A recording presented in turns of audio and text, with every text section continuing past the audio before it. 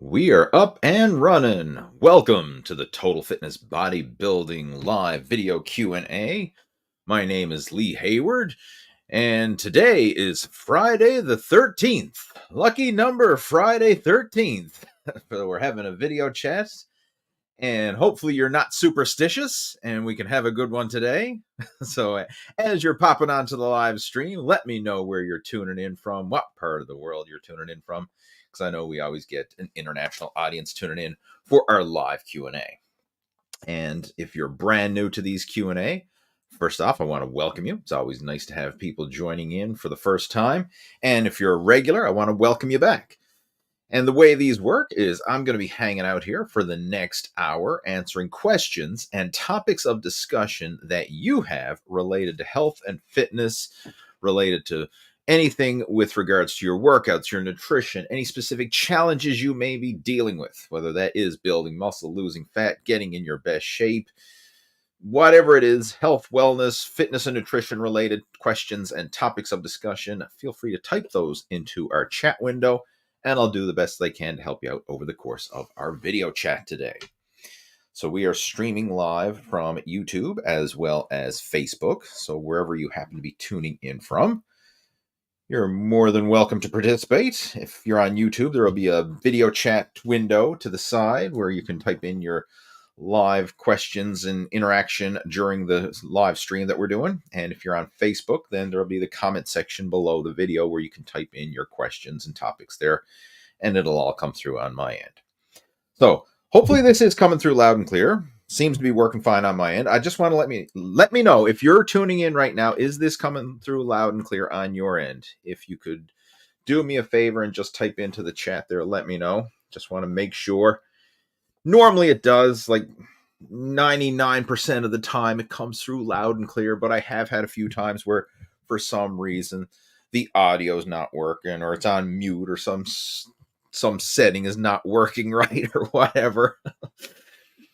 All right, Brian's joining in. Welcome, Brian. Says it's coming through loud and clear. I do appreciate it. Thank you much. Who else we have joining in? We have David is joining in. Welcome, David. We have Craig is joining in. David saying, hear ya. Good stuff. Thank you much. Appreciate it. So we have some regulars tuning into our chat. Glad to have you joining in. And again, if this is your first time joining into a video chat, please let me know, right? Because I know a lot of times, sometimes people tune in and they catch the replay, right? Because, I mean, obviously this is an international audience, and my time that I host these going live at 5 p.m. Eastern time on Fridays may not fit you or your schedule. So sometimes we get people tuning in and watching the replay afterwards. So if this is your first time actually tuning in live, let me know, right? It's always cool to have people joining in. Robert's back again. Welcome, Robert. Kenji's joining in. What's up? Hey, how's it going? Glad to have you tuning in. We have Jeff. Welcome, Jeff. Glad to have you joining in as well. Good stuff. All right, so a couple of housekeeping notes, if you will, or a couple of things that I want to address before we get into your Q&A is, first off, if you tuned into the podcast that we had this past week, myself and Jeff Samatero did another podcast for the Total Fitness Bodybuilding podcast, and we were talking about how you can optimize your environment for getting lean and, more importantly, staying lean. Because this is a big challenge that a lot of people deal with is, yeah, you can go on a diet or a fat loss program and kind of put the blinders on, suffer it out in the short term, and get in shape. We see this a lot, right? People finally muster up the willpower and the motivation to finally get on that diet, to finally start that workout program, to kind of get their shite together, if you know what I mean, and get themselves in shape in the short term. But eventually, most people, especially if they're pushing themselves too hard too soon, and they're doing so with unsustainable or unrealistic methods, it's not a lifestyle approach. It's not something that they can sustain over the long term. And then once you run out of willpower, once you hit your threshold of how much suffering you can take, then very often you go back to your old habits again, regain the weight, and then you're back to square one, fatter than ever. And, poor me. This sucks, right? Like I must have slow metabolism, bad genetics, and I'm just meant to be fat, right? That's the typical scenario. So learning how to stay lean after you get lean is critical. And there's not a lot of information about that because most programs are all about like, how do you suffer it out? Like, how do you go on some crazy low carb, fasting, starvation, cutting diet and lose weight? It's not about how do you sustain it as a lifestyle while still enjoying the process, while enjoying yourself and making it work, having that healthy balance where you can stay in shape and still enjoy your life in the process. And that was something that we covered in detail during the most recent podcast. And we also mentioned how we're going to be doing another Lose Your Gut challenge, right? So I know several of you, I see some familiar names popping in here. If you've done the Lose Your Gut challenges in the past, and we're planning on doing another one. And each time I do this, it gets better and better because we learn from the previous Lose Your Gut challenges. There's new things to add. There's new strategies and tactics always coming up. So this one, I promise, is going to be better than ever. And the goal of the Lose Your Gut challenge, it's basically an immersion into how you can reprogram yourself, reprogram your habits, your lifestyle, with better eating and with better fitness, with better lifestyle habits, so that you can not only lose your gut, but more importantly, keep it off and do so while enjoying the process. So we're going to be hosting another Lose Your Gut challenge. The details are not finalized yet. I'm going to be putting that together now over the next couple days, and I'll be making some official posts on my Facebook page, sending it out to my email newsletter as well. So keep your eyes open for that, and I'll be posting up on my website as well. But just want to kind of plant the seed for those of you who are interested in going through the Lose Your Gut challenge. It's coming up within the next couple of weeks. We'll be making some announcements with the details related to that. And the way the Lose Your Gut challenge works is, again, it's an immersion into the whole Muscle After 40 Blueprint coaching program. It's kind of like laying the foundation of the first phase of the program, so you can get to experience what it's like to be one of our VIP coaching students and do so in a small supportive community. We'll be utilizing the Total Fitness Bodybuilding Facebook group as our main communication tool. So that's where we'll be interacting, sharing the content, doing the live video coaching lessons and things like that, and basically giving you the tools, tactics, and strategies that you need to lose your gut, and more importantly, how you can keep it off. And the reason why I do this is because obviously this is helping to provide a lot of value to people. And there's been numerous people over the years who've gone through the Lose Your Gut challenge and made great progress just by applying what they've learned through the challenge. But I know that there's going to be some people who are action takers and ambitious folks who want to go over and beyond the basics. So what we're going to do here within the whole Lose Your Gut challenge program is, after the Lose Your Gut challenge, if you would like to continue on with the final phases of the Muscle After 40 program, it's just to give you a full overview. There's 3 phases to the Muscle After 40 program. There's the metabolic reboot, phase 1. That's kind of like what we're going to cover within the Lose Your Gut challenge. Second phase is phase 2, the fat loss accelerator. And this is where we dive into some more advanced fat loss strategies to really accelerate fat burning and bring out visible muscle definition. And then once you get to a point where you're at a level of body fat that you're comfortable with, that you're at a lean physique that you want to sustain and maintain, then we can switch to the third and final phase of the program, which is the lean gain body recomp. And this is where you keep your body fat low and then focus on filling out your frame with lean muscle or improving athletic performance, whatever specific goals that you have in your situation. But it allows us to focus on not just losing weight, because once you have the weight lost and you're at a level of leanness you're comfortable with, then we can prioritize other elements of fitness, whether that is gaining muscle, improving strength, improving sports or athletic performance. We can really focus on that once you have the body composition, the body fat level that you want.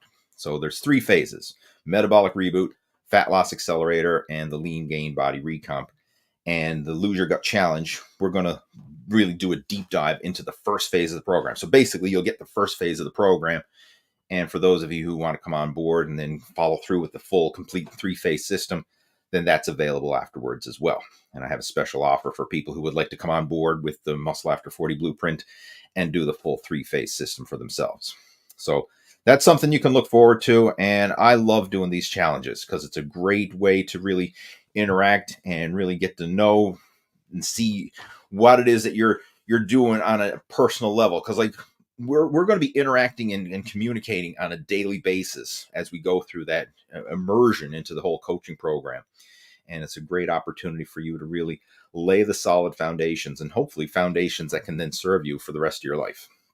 So again, I'll be sharing more about that very soon, posting it up onto my social media. All right, let's see what we got here. We have Rob's join in. Appreciate it, Rob. Thanks for the support. It says, 2-part for you. I know too much volume is not good. However, on my chest for the past month, I have done 15 sets twice a week. Not too heavy and slow. He says it's 2-part. I'm not sure where the other part is. Oh, here it is. Incline, decline, flat, pec deck, and flies. I've grown a lot during that month. How can I determine if it's too much? Healing time is great. No problem there. Part 2 above. Second. I'll make sure I'm getting it all here because I know I'm piecing it in between other comments and chats here. All right. I think I got it there. So I'll try and decipher it. Okay, I know too much volume is not good. Absolutely. There's a fine line between not enough volume and too much volume. It's that sweet spot. It's kind of like the Goldilocks rule. We don't want it too hot. We don't want it too cold. We want it just right. And that applies to a lot of things when it comes to fitness and nutrition, especially. So yes, we don't want too much. You're saying for your chest, you've been doing 15 sets twice a week. That is pushing the volume on the higher side for sure, right? I mean, that's 30 sets of chest per week. That it is high, but the key is, are you making progress with that, right? That's what you really want to look at. And another thing you want to look at is, what about all your other body parts as well? Like if you're going through a specialization phase where you want to prioritize the chest, like maybe the chest is a lagging body part for you and you want to prioritize it, then going through a short-term specialization phase where you do higher volume for the chest, that's okay, but you have to compensate for it somewhere. So generally speaking, how we go about specialization phases is you have to analyze your body and say, okay, what are your weaker body parts? What are your stronger body parts? What are we going to focus on for the next training phase? And then prioritize that area that you're going to focus on. So in this case, let's just say it is the chest. Then what you would do is take your stronger body parts and put them on a maintenance phase where you're doing less volume, less frequency for those muscles that are stronger. And this is the prime principle that we use like within the Blast Your Bench program. Some of you have been around for a while. You probably have followed that. That was the original program that I started with back in 1997 is when I launched the Blast Your Bench program. And then the followed up with that several years later with Blast Your Biceps. That was an arm specialization program. And one of the key principles in those programs, where they are specialization programs, is we prioritize the stubborn areas that we're going to focus on, and we backtrack or scale back on the stronger body parts that are not going to get focused on. So that's how you can compensate for it, right? Because you can't go 100% with everything, right? You can't. You're going to burn yourself out. You have to find that sweet spot and balance it out. All right, now what was the other part of your question here now? So you're saying you're doing incline, decline, flat, pec deck, and flies. You're certainly hitting all areas there. Now, I would hope that you're breaking that up over the course of your workouts. Like I wouldn't recommend doing an incline press, a decline press, and a flat press, a pec deck, and a fly all in the same session, because that is a lot of repetitive movement patterns. I would rather you break that up over the course of your 2 chest sessions. So maybe one day you'll do an incline press and maybe do like a pec deck fly. The next day you probably do like a flat press and a dumbbell fly or something like that. You know, like kind of break it up so you're not just hammering repetitive movements back to back. That's how I would go about it. I would break it up so that, because if you do it in that order, like, okay, you do incline and then the decline and then the flat, like, it's a lot of overkill, and there's a lot of carryover, because anytime you do a press movement, yes, the incline places a little more emphasis on the upper chest and shoulders. The decline places a little more emphasis on the triceps and the lower chest. Flat's kind of like the overall. But there's a carryover because you're still working the chest, shoulders, and triceps in all those movements, right? So it's almost like, oh, I do back squats, and I do front squats, and I do goblet squats, and I do, I don't know. So, like, it's still a squat, right? Like, you're still hitting all of the same major muscle groups, and it's kind of like overkill if you just hammer one exercise variation right after the other. So I would much rather you split that up over the course of your 2 chest workouts instead of hammering those exercises, which are very repetitive, back to back. Because what often happens is you get into repetitive movement strain, where you might get away with it for a little while, but then eventually the chest, like especially the shoulders and the elbows, those repetitive movements in those joints can really start to cause some pain. And the worst thing that you want to get, especially if you're trying to prioritize your chest, is any type of shoulder injury or any type of elbow injury, or worse again, you don't want to get any type of like pec tear or muscle strain there, which could certainly hinder your progress. All right, I've said this numerous times before, and it bears repeating. The only thing that's going to slow your progress down is an injury, right? Like, if you do an easy workout, that's not going to slow your progress down, because you can always go back to the gym and train hard the next day. If you skip a workout, that's not really going to slow your progress in the greater scheme of things, because you can always pick it up again the next day, right? Like, slow or easy workouts, or even skipping the occasional workout, not really a big deal, because you can always start again. But if you do too much and get injured, you're not going back the next day, right? You have to go through that whole injury rehab process, and that could take weeks, months, or in some cases, a year or more. And it's, in some situations, you may never even fully recover, depending on what type of injury it is. Like, I personally have injuries that I've had literally over a decade ago that still bother me today, right? So, sometimes those injuries can linger with you for life, and you definitely want to be careful of that. So, injury prevention is the key, and that's why I would be very cautious about doing those repetitive movements too much in a single workout. At least break it up so that you're hitting different movement patterns over the course of your 2 different workouts. But the big one that I want you to focus on is, one, how are you feeling? Like, are you recovering fine between those workouts? And are you seeing progressive overload, meaning like you're able to get stronger and see some progression with your workouts? As long as you are, then even though the volume is high, it's still working because you're getting stronger. When it gets to the point where your strength starts to decline, which is inevitable, it's going to pretty much happen to everybody if you're consistent enough. Like, I'll give you a prime example. Like, let's just say you're bench pressing a certain amount of weight. I don't know, you're bench pressing 100 kilos for sets of 10 reps. And then all of a sudden you're like, man, I was getting 10 reps with this last week, and now I'm struggling to get 8.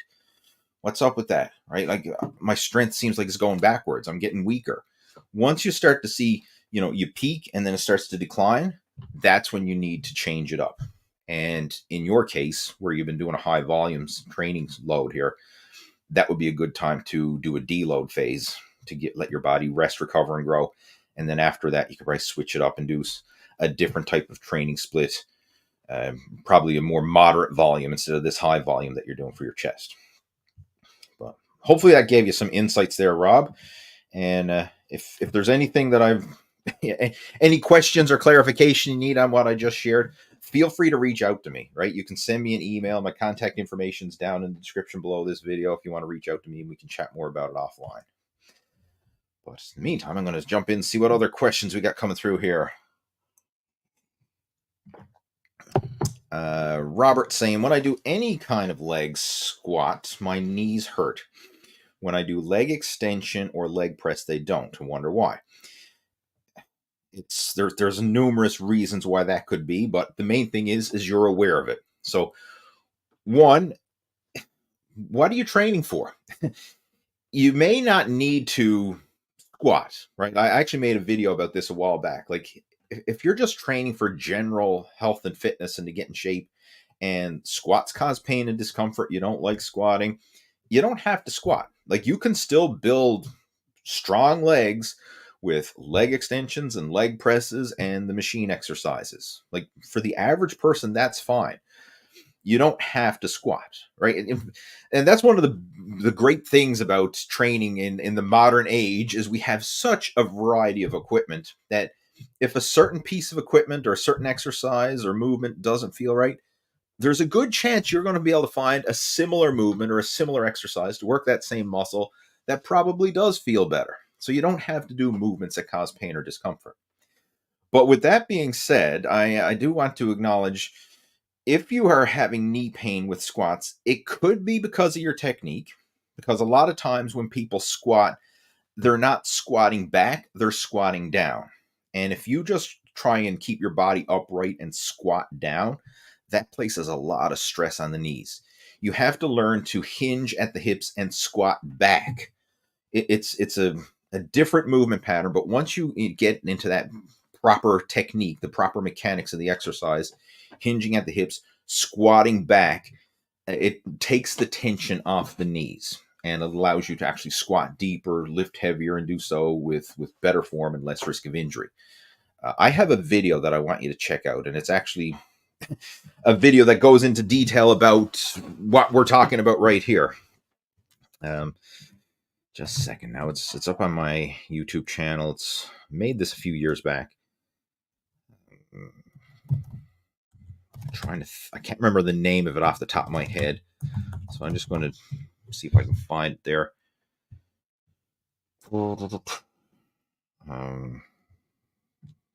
Just a second now.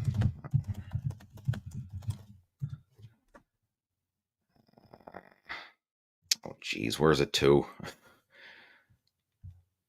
This bugs me. I want to post the link to that video in the chat there. Just a second. It's one of my more popular videos too, and for some reason I can't find the bloody thing. Give me a second. I'll just do a search for popular videos. No, it's not that one. Bugger, where's it to? I've got the time committed. I got to do it now. I'm after spending this much time into it. I can't stop now, guys. I got to find the bloody video. I found a short video from it. Hang on, that's not what I'm looking for. Where I took a little clip it from the main video. Jesus, where is that? It bugs the crap out of me. I'm going to find it. All right, I'm going to share. Description. There we go. Where is it to? I think this is it here. Let me see if I found it. I think I did. Yes, I did. Okay, it's called How to Build Big Legs Without Squats, Best Alternatives. All right, there we go. Found it. So for those of you watching the replay of this, do a search for How to Build Big Legs Without Squats, Lee Hayward, and that should pop up in the search there. But I'm going to type it into our chat video here, chat window, squat alternative video. Boom. All right, so you can go check that out, and that'll pop up there in the comments in the chat. Good stuff. So that's dedicated to you, Robert. Sorry for the delay in trying to find it, but I thought I'd be quicker, but I wasn't. AJ is joining in. I got a question. I'm 5'11", aiming to get to 210 pounds. In terms of protein, what would you say is the minimal amount, optimal, and max amount of protein you think I should aim for daily? This is such a simple question. I know there's a lot of controversy and people are asking, like, how much protein, this and that, blah, blah. 1 gram of protein per pound of your goal body weight. So you just answered your own question. You want to get to 210 pounds? Strive for 210 grams of protein per day. Now, some days are going to be a little higher. Some days are going to be a little lower. But strive, I would recommend 200 grams a day be the minimum. That would be, try to keep it 200 plus. As long as you're 200 plus, you're in the ballpark and you're going to consume adequate protein to meet your muscle building goals. And this is a challenge for a lot of people. I was actually having a coaching call with one of my coaching students today, and this is a big challenge. Like, a lot of people really struggle to get in enough protein, especially when they're used to eating a traditional standard American diet, because despite the crap that all the vegans tell you, we don't eat as much protein as people think. Like, the vegans say, oh, you're going to get all the protein you need from your rice and your beans and your legumes and your this and that. No, you're not. Right? You need to really you need to go out of your way to get enough protein to maximize muscle growth. Right? It's not just going to happen by accident, and you have to really be selective of your food choices and prioritize it. And one of the things that I do every time that I'm sitting down to a meal is I focus on making sure that I'm getting protein and veggies that's what I start every meal with. Protein and veggies. Like, that's the high nutrient dense food that's going to fuel and nourish my body on the cellular level. Once I get that taken care of, then I'll fill up on carbohydrates and filler foods and whatever else afterwards. But I always prioritize the protein and the veggies first. Right? That's one of the key things. If you start your meals with protein and veggies and make sure that you get that in you first, that'll go a long way. Supplementing with protein powders is another great way. There's nothing wrong with that, especially if you're having a hard time getting in enough solid food protein. Protein powders can certainly help. For me, if I can't get solid food protein or solid food veggies in with my meals, then I'll supplement. I'll supplement with protein powder, or I'll supplement with greens powder to have supplemental protein and supplemental veggies. But you got to prioritize that. That is the foundation of a good, solid nutrition plan, right? But as far as the number, minimum 200 grams a day, right? As long as you're 200 grams a day or more, you're on the right track. And as far as the max, there really is no max. Like, within reason, you're not going to eat too much protein, right? You're really not. Like, even if you were consuming 300 or more grams a day, like, that's not detrimental. I mean, it's not going to have any negative impacts, provided you're a healthy individual. I got to clarify this, because there's always going to be somebody out there who's, has a genetic disorder or something, like a kidney issue or whatever, who cannot consume protein, or they're on a low protein diet because of some genetic issue or medical issue or whatever. Assuming that you're in good health and you don't have any kidney problems and yada, yada, yada, high protein is not going to have any negative impacts. In fact, it's going to be very healthy, right? So it's going to help to build muscle, improve your strength and stamina, improve your recovery in the gym. I mean, there's so much power to protein. I mean, your body is made of protein. Like, that is the raw material of all tissues and cells in your body. So high protein is not bad. High protein is actually very good. So 200 grams minimum, and I wouldn't worry about the maximum, right? Because it's very hard for anybody to consume protein to the excess where it would be have any detrimental effects, and to do so consistently. Like, if you were consuming 400 grams of protein every single day, week in, week out, month in, month out, year in, year out, okay, maybe we could say that's excessive, but very few people, even pro bodybuilders, are going to be consuming protein to that degree, that consistently. Right? So, again, from a practical point of view, there is really no maximum. All right. And I know when I say that, there's bound to be somebody in the comments, oh, there is a maximum, blah, blah, blah, blah, blah. Like, but, for most people, there isn't. All right. Anyway, we'll leave it at that. We have Kenji joining in. Deadlifts. Some say it's the most important exercise. Some say it's not necessary. Thoughts? I don't think there is a most important exercise, because it depends on the individual, their situation, what it is they're training for, their mobility issues, yada, yada, yada, yada. We can't just paint everybody with the same brush and say, hey, everybody has to do deadlifts. That's the most important exercise. Done.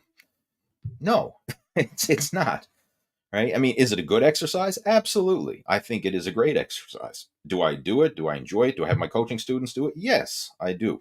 But is it the most important? No, right? I think the most important is the bigger picture of making sure that you're hitting all your major muscle groups in balance and proportion, and training them in a progressive overload fashion, and not neglecting any key areas. That's more important than just deadlifts. right? Like this kind of stuff's been going on for years. Like some people say, oh, the squats are the king of exercises, or the deadlift is the king of exercises, or this. Like, no, it's not. It really depends on the individual. Right? It's a good one, but it's not the most important one, or it depends. David's joining in. Says, gotta say, the short with your son is awesome. Great to see you. Do remember the old video in the back garden. So nice. So nice. You got this. Great wife, great family. You are the man. Thank you. I appreciate that. Thanks for sharing it. And for those of you who haven't seen it, just go to my YouTube shorts and scroll through the most recent YouTube short video clips. And there's one where I'm working out with Harvey in the gym. And I have a couple little video clips where we're at the gym. And it's really cool, you know, getting them started. In fact, today is Harvey's birthday, right? September the 13th, Friday the 13th. Right, today is his birthday, so he's 8 years old today. So starting him off young, right, getting him started off on the right path. And as I've mentioned before, he is my main motivation now to live a healthy lifestyle and to be the best version of me, so that I can then in turn lead him by example and keep up with him. Right, I want to be the fit dad, right, a positive role model of health and fitness in his life, and be able to keep up and do the stuff that's, you know, he wants to be able to do, and not being one of those, you know, fat and schlumpy, out of shape dads who can't keep up with their kids. Like anytime you go to sporting events or birthday parties or things like that, you know, especially with younger kids, most of the parents are overweight, out of shape, sitting on the sidelines, you know, scrolling through their phones while their kids are interacting and playing. I want to be the opposite. I want to be the fit, active dad who's out there interacting and having fun. Like I know sometimes we go to birthday parties, like at the local trampoline park. I'm out there jumping on the freaking trampoline with them. I'm having fun. Or whatever. Like we're going to the swimming parties or something. Like I want to be in the pool swimming and having fun too, right? I want to be able to interact and participate and be a part of his childhood, and not just sitting on the park bench on the sidelines because I'm too fat, I'm too out of shape, I can't do it, or whatever. I don't have the strength, energy, stamina to keep up. Like, nah, I don't want to be that. I mean, so my main motivation now, which is what fuels me to keep going, is to be a positive role model for him and to be able to keep up with him. But again, thanks for sharing that, David. Much appreciated. All right, let's see what else we got. Jason is asking, have I ever done Squatober from Sorinex? A whole month of squats and more. No. This is the first time I've heard of it, so I don't know. I'll have to look it up. Right, people coming up with stuff, but no, I've never done it. I've never even heard of it until now. Anybody else doing squats for October? I mean, there's nothing wrong with doing squats. Don't get me wrong, but a whole month of doing just squats? No, thanks. I mean, I've done the 20 rep squat program before. I mean, that prioritized the squats, but it wasn't just squats, but that was kind of extreme enough. But doing just squats for an entire month? Nah, no thanks. I'll pass. I'd rather a well-balanced program. Thank you very much. We have Neil joining in. So good morning. What do you do on your off days? I train 3 times a week and do some slow pace walking, 10, 15 minutes on my off days. I want to try something new that benefits muscle growth, gain and growth. Well, rest and recovery is important. All right, so do not neglect that. Recovery days are just as important as the training days. Like you go to the gym, you stimulate, then you need to rest, recover, and grow. And if you just go into the gym day after day, stimulate, and never give your body time to rest, recover, and grow, you will overtrain and you will dig yourself into a rut. And even though you're working hard, you're not going to reap the results from your hard work. And I'm guilty of doing that when I was younger, right? Because back in the day, I used to think, hey, you got to work out every day. You know, the more you work out, the better, right? So 6+ days a week into the gym, training, hard and long, and thought that the more hours you plugged in, the better results you were going to get.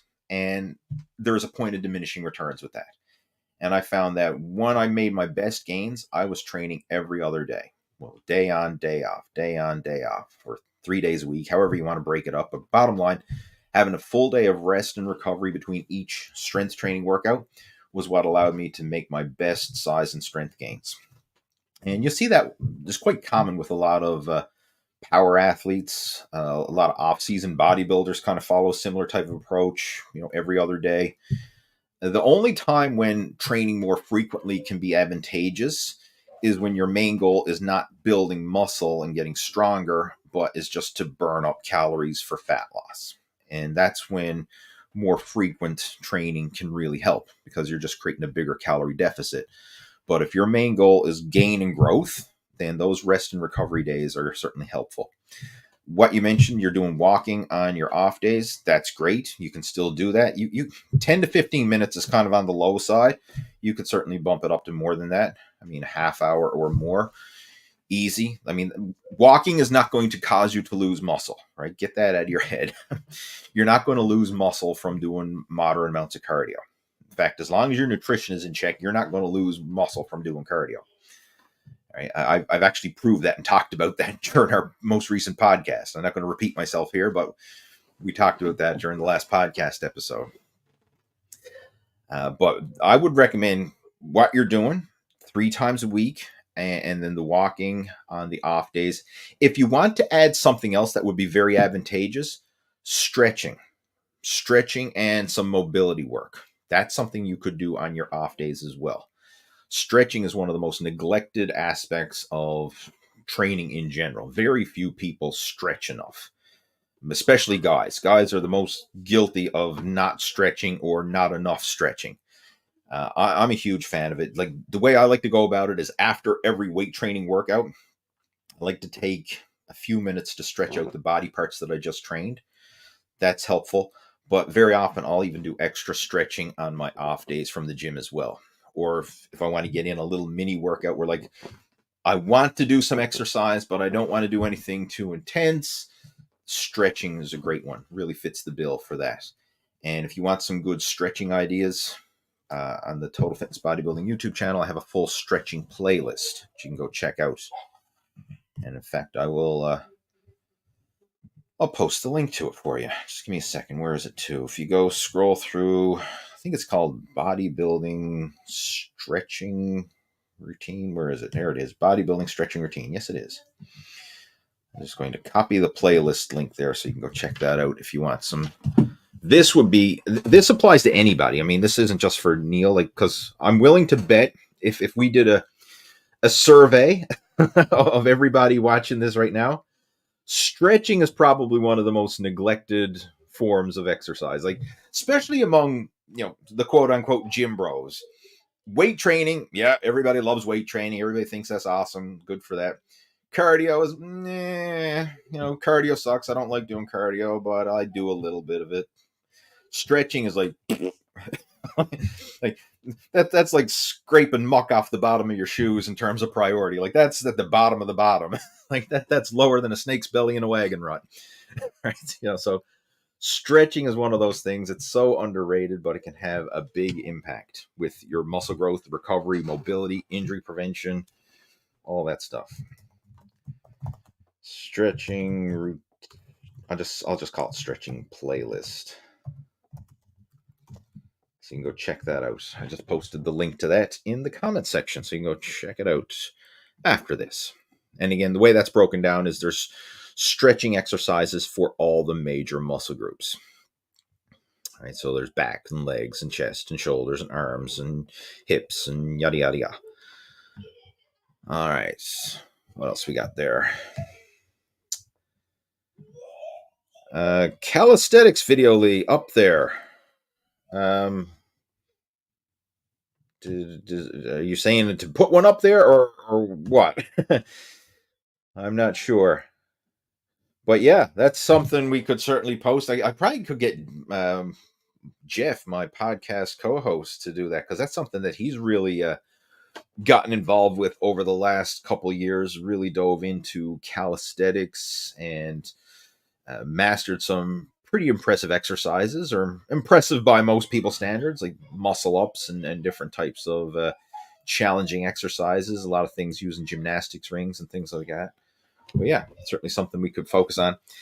I mean, I do incorporate body weight exercises into my workouts, but I'm not of the caliber of impressive calisthenic videos. Like if you go on YouTube and search for like calisthenics and you see guys doing all kinds of crazy stuff, I'm not at that level myself. Jeff is getting there. Like he can do a lot more cool stuff than I can.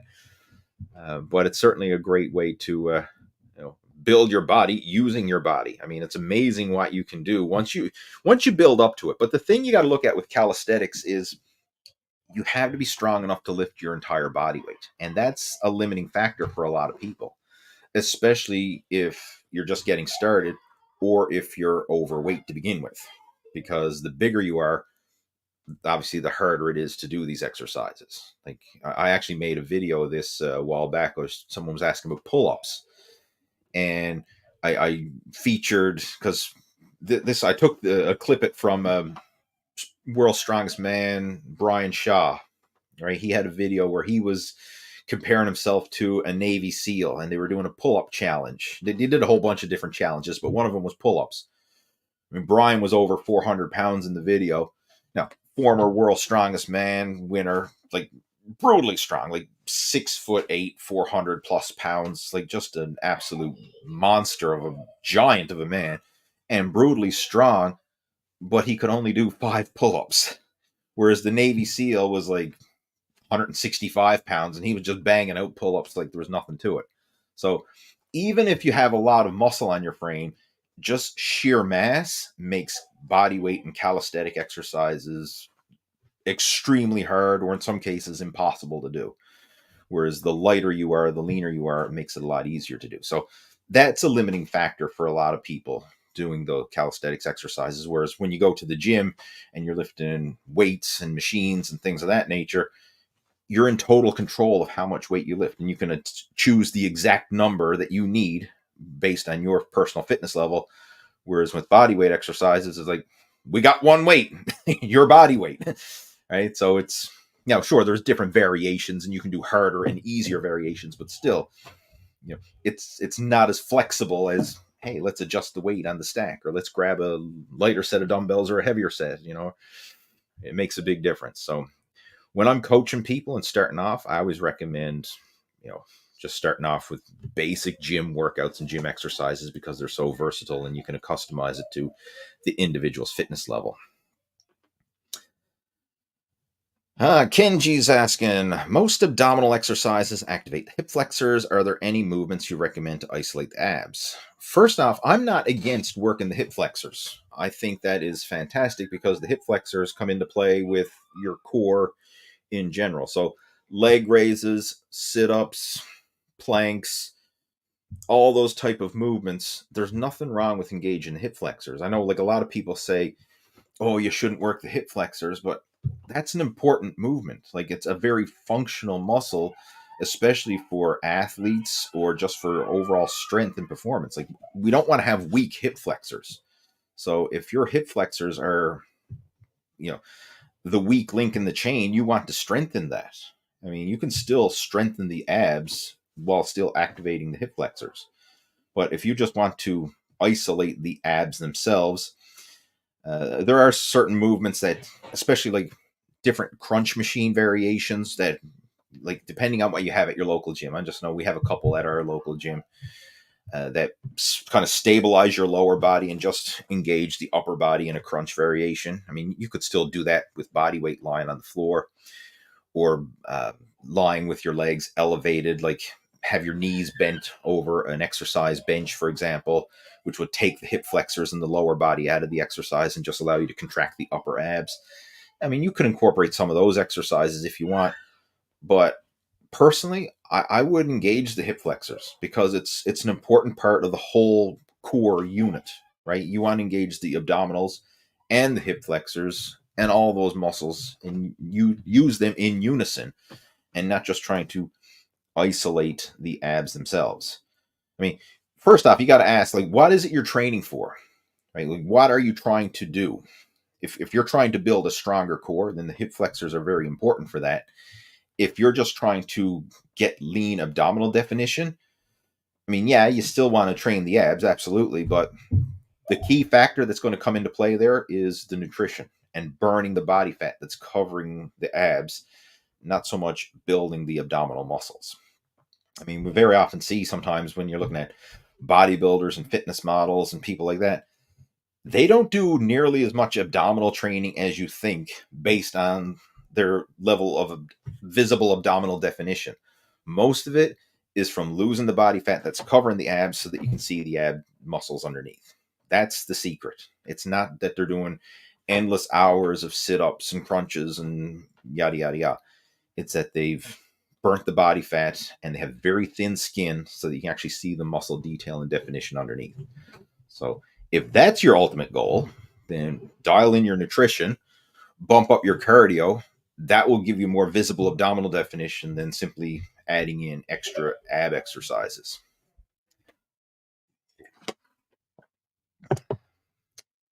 As it is Friday the 13th, what's your favorite one? Me, number 3 and 6. 6 because Alice Cooper sings a song in it, Man Behind the Mask.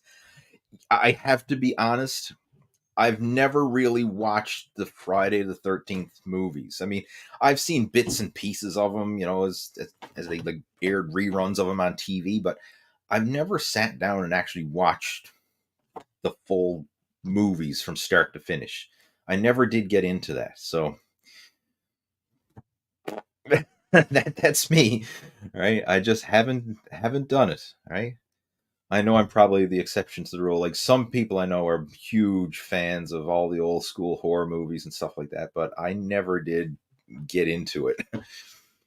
Probably because when I was growing up, my parents didn't like it and they wouldn't have any of that stuff. Like I wasn't allowed to watch any of that when I was like a teenager living at home. Like, no, you're not watching that crap in our house, blah blah blah. So that's when it was all popular. And but no, I never did watch the Friday the 13th movies. In fact, I don't even think I've sat down and watched a full one yet, other than bits and pieces and clippets and stuff, you know, that have aired on TV or YouTube video clippets or something that I've probably seen. So I can't answer. I don't have a favorite one. See what else we got. Best back workout, legs. I'm going to say this again. There is no best workout because it depends on the individual. Right? It keeps coming back. What is ideal for a powerlifter is not necessarily going to be ideal for a bodybuilder. It may not necessarily be ideal for someone who's just getting started versus someone who's 20 years old and looking to bulk up versus someone who's 50 years old and looking to trim down. It depends on the individual. But with that being said, if you want to see some good workouts and some good templates that you can follow, we do have a full back workout playlist posted on the Total Fitness Bodybuilding YouTube channel. And I'm just looking for it now. I got my playlists open here. Now that I look at it, there's a lot of playlists up here, right? Which one is it? Back workouts. All right. There we go. And it's a whole bunch of different, geez, there's a lot of them actually. A lot of different back workouts here. So I'm just going to copy and paste that if you want to check out. That's what I would, if you're looking for some unique ideas for back workouts, you can check this one out. Back workout playlist. Boom. My favorite body parts that I like to train, I always, well, don't always, but in the last several years, I would say in the last 6 years, my main focus with my strength training workouts has been total body workouts. Basically doing one major movement or one major exercise per movement pattern. So like horizontal press, horizontal pull, overhead press, overhead pull, some sort of squat or hip hinge movement, some sort of core work, some sort of back extension, arm curl, arm extension, things of that nature. Like I usually do total body workouts. Now I'll vary them up, from workout to workout, but that's generally how I structure it. And for a lot of my coaching students, that's generally how we structure it as well.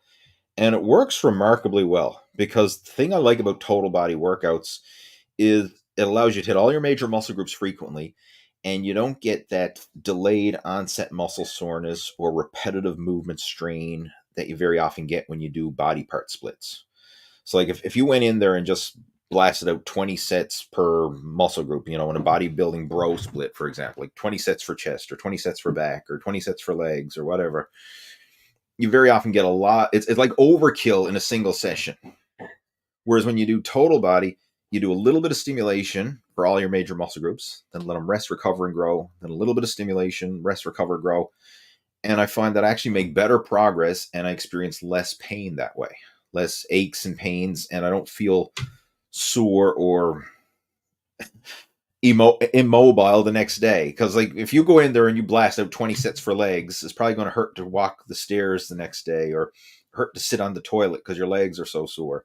Or if you go and blast 20 sets for shoulders, and you don't want to lift your arm up to brush your teeth the next day because, oh, my shoulders are killing me. It hurts.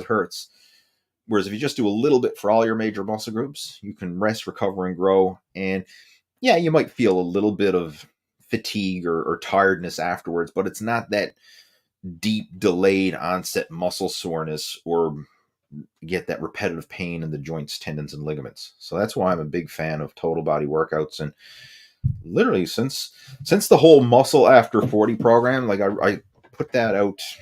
Well, I started developing that back around 2018. And since then, that's been my primary focus. So since 2018, I would say 90% of my workouts have been total body workouts. All right. Best exercises for elbow pain. First off, we need to address what kind of elbow pain is it? Is it elbow tendonitis, as in tennis elbow or golfer's elbow, or is it pain in the joint itself? And if you're getting elbow pain, this could be related back to if you're doing high volume body part splits, like if you're doing multiple sets and multiple exercises for a particular movement pattern, that very often can cause elbow pain. And to jump back to the previous question, why I do total body workouts is because I find that I get a lot less aches and pains this way. I find like I don't get knee pain, I don't get elbow pain, I don't get shoulder pain when I do total body workouts. Whereas when I used to do the body part splits, I very often would get, elbow and knee and shoulder pain. So it could be the workout split you're following.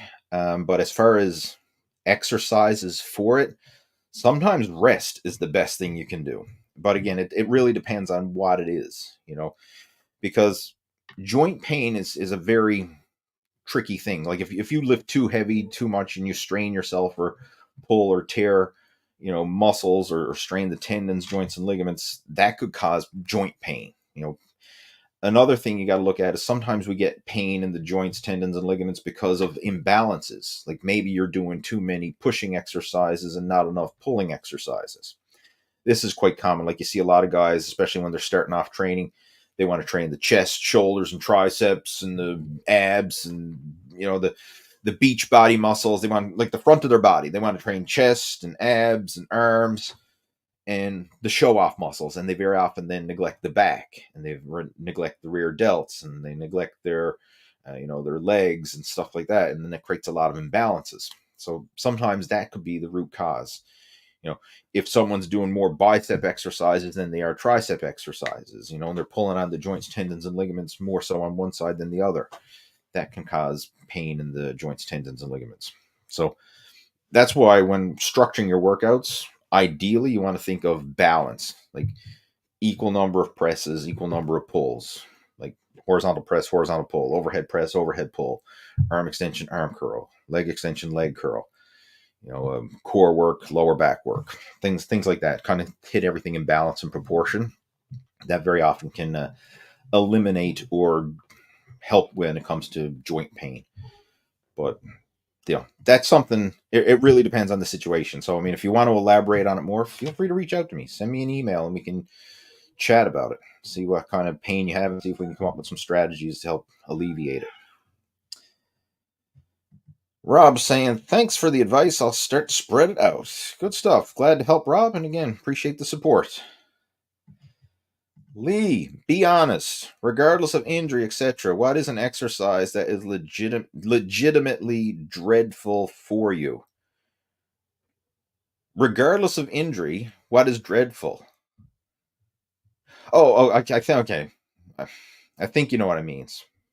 What's an exercise that I dread? Well, I don't like squats. I mean, if I was looking at like I guess the hardest exercises, heavy squats, heavy deadlifts, heavy bench press. Anytime you're doing something really heavy and you're pushing yourself to the absolute limit, and there's that, am I going to get it or not? I mean, of course, injury is a big thing. Of course, you're afraid to get injured because you could be lifting super heavy weight and, get out of the groove, lose your form, lose your balance and whatever, and snap something up.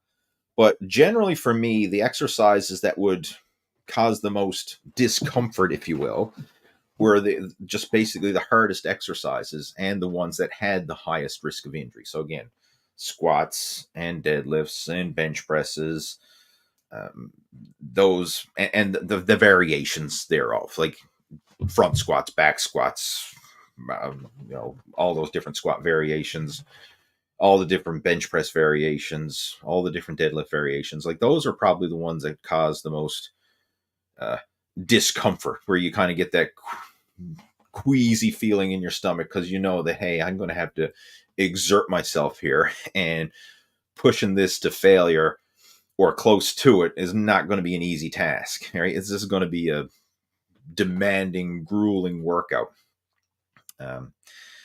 Another thing that would probably, like a more modern day thing for me, that I would find legitimately dreadful, if I was doing a really hard bike session, like if I was doing an FTP test or something like that, where you're going to empty the tank and give it 100% and just let it all out. Yeah, that gives me butterflies in the belly just thinking about it, because I know how hard and demanding and grueling it's going to be. And so those are things. And anytime you really exert yourself to the max, that's what I would find legitimately dreadful. If you're doing an easy exercise or lighter isolation exercises and things like that, it's not as dreadful for me, right? It's more comfortable. So I think that's what you're asking, and hopefully that makes sense. Let's see what else we got. Okay, let's scroll through here.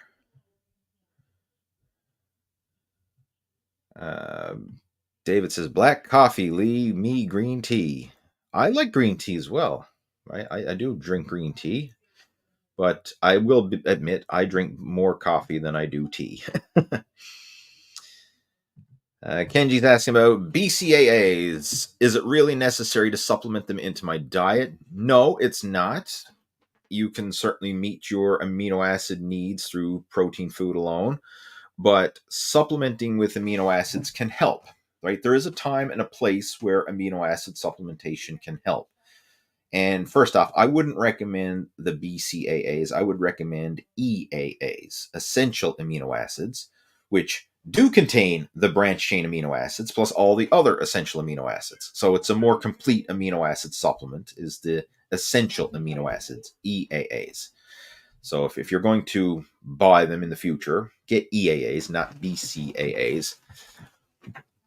But I wrote a blog post a while back that I want to share with you that goes into detail about amino acids, what they are, how they work, and if it's even worthwhile. Because in some situations it may not be necessary, right? And it may not have any real added benefit.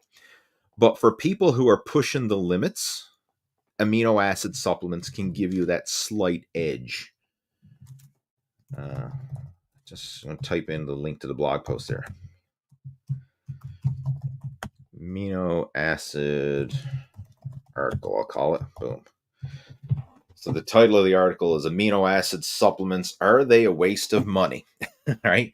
So basically covers what you're just asking there. It's all written out there in a detailed blog post. But the simple answer here is it depends. Like for the average Joe who's, you're just going to the gym to work out, to get in shape and be healthy, and like you're not really concerned about sports performance or maximizing muscle growth, or you're not interested in becoming a competitive bodybuilder, or you're just working out to be healthy and fit. Is it necessary? No, probably not. But if you're really pushing the envelope and you want to maximize your gains and kind of like milk it for what it's worth, then yeah, it can have a noticeable difference, right? It's a slight edge gain that you will get from supplementation. And that applies to a lot of supplements, not just amino acids, but to a lot of supplements. Like they can give you those marginal gains. And marginal gains may mean something for some people, especially when you're looking at competitive athletes.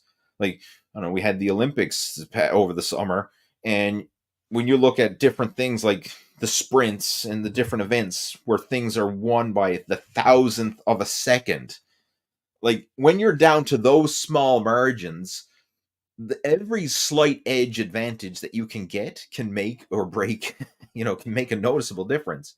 But for the average weekend warrior who's just in the gym to work out and be healthy and fit, those marginal gains and their slight edge advantages probably, you could argue whether it's worth it or not. So it really depends on you. You're going to have to answer that one for yourself, if it's worth it or not.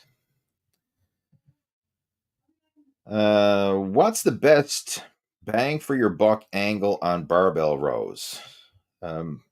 Generally, when I'm doing a bent over barbell row, I recommend keeping your torso at a 45-degree angle. Not bent over too far, because that places a lot of strain on the lower back.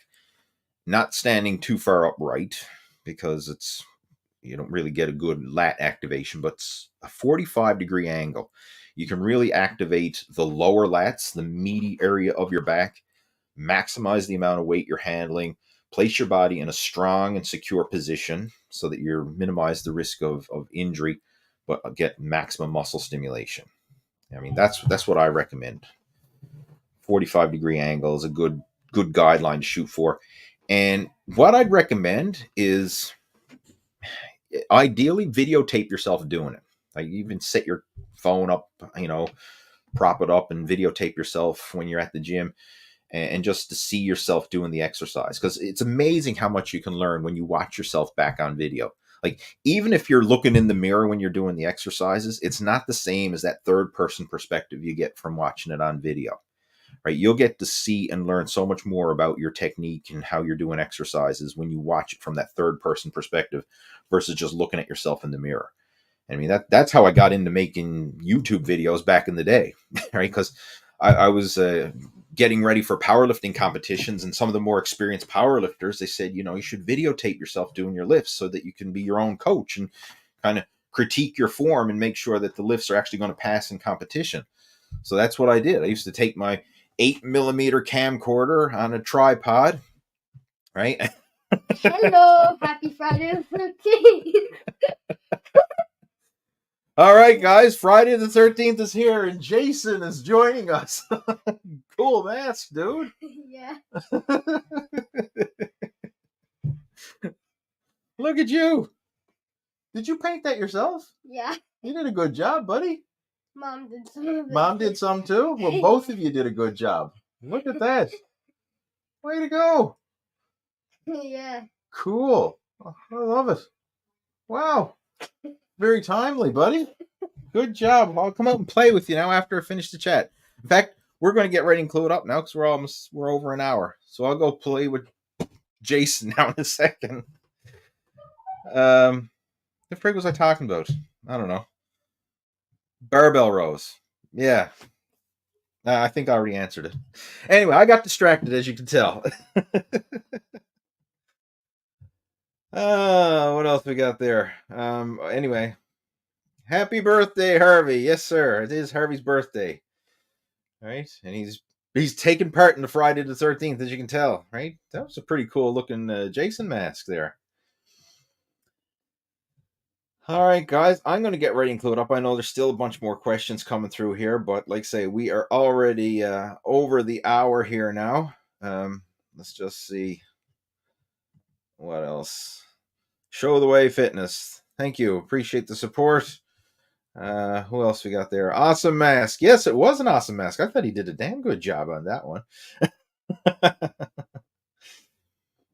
So the little dude should watch the Friday the 13th movies at some point when you allow it. Yeah, we're not going to go there just yet, right? He's only 8, right? It's probably a bit too soon, but he's seen little clips and stuff like on YouTube and stuff like that, but he hasn't actually watched the full movies. All right. Anyway, guys, thanks again for tuning in. And we had some great questions, as always. Of course, without you participating, there would be no video chat. So I do appreciate you for tuning in. And of course, if you did enjoy the video chat, please give it a like and a thumbs up and subscribe if you haven't already done so, because that certainly helps me when it comes to putting out the content and helping to grow the channel. And in the meantime, if there's anything that I can help you with, like if there's any questions, maybe like you want to elaborate on anything we discussed here, or maybe I did not get around to answering your question during today's video chat, but you would like to discuss it, feel free to reach out to me. You can message me over on the Total Fitness Bodybuilding Facebook group. You can message me a private message through Facebook, or you can send me an email. And again, all the information, my contact details are down in the description below the video. So if you have any questions, feel free to reach out. And in the meantime, have yourself a fantastic Friday the 13th. Hopefully you're not superstitious. And we'll be back again next week, same time, same place for another Q&A. Take care. Over and out.